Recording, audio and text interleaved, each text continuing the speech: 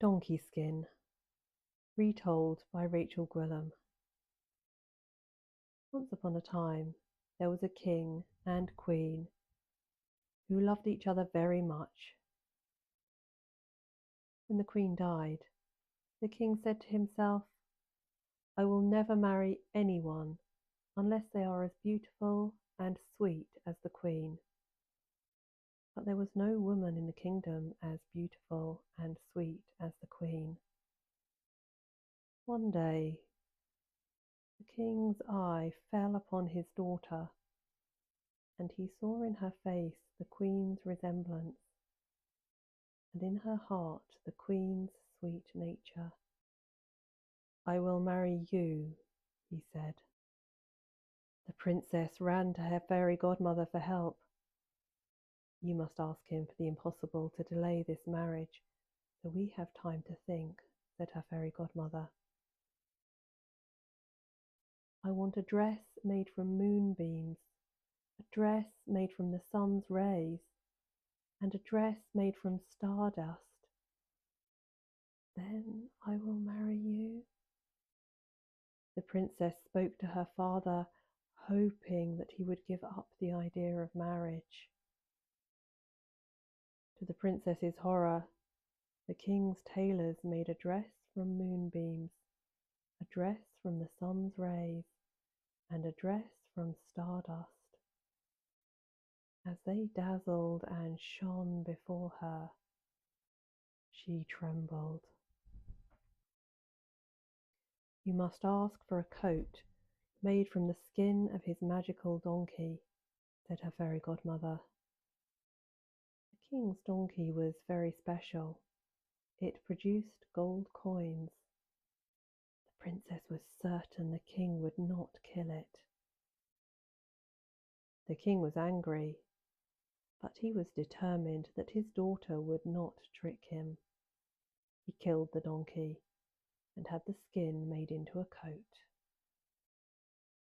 The princess knew she had no choice now. She must run away.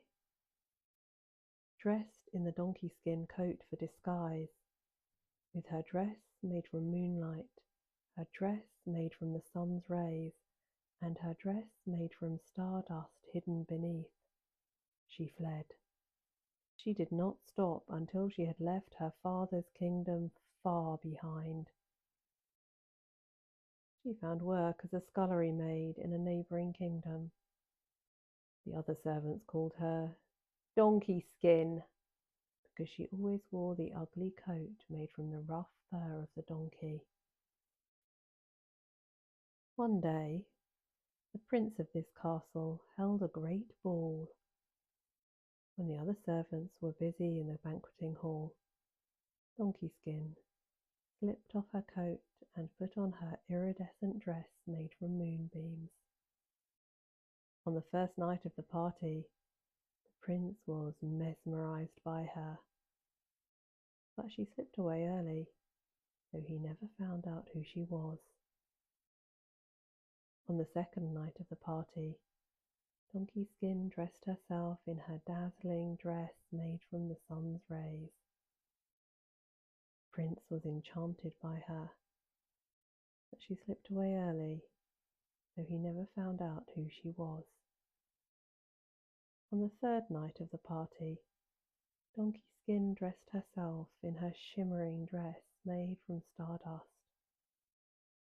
The prince was enchanted by her, but she slipped away early, so he never found out who she was. Only this time she dropped her ring as she hastened from the great hall. The prince searched high and low for the mysterious woman whom he had danced with for 3 nights of the great ball.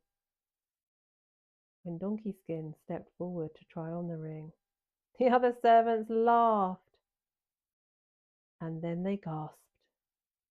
The ring fitted. "I have found you," said the prince. "I choose you," said the princess. We are not told what happened to the princess after this.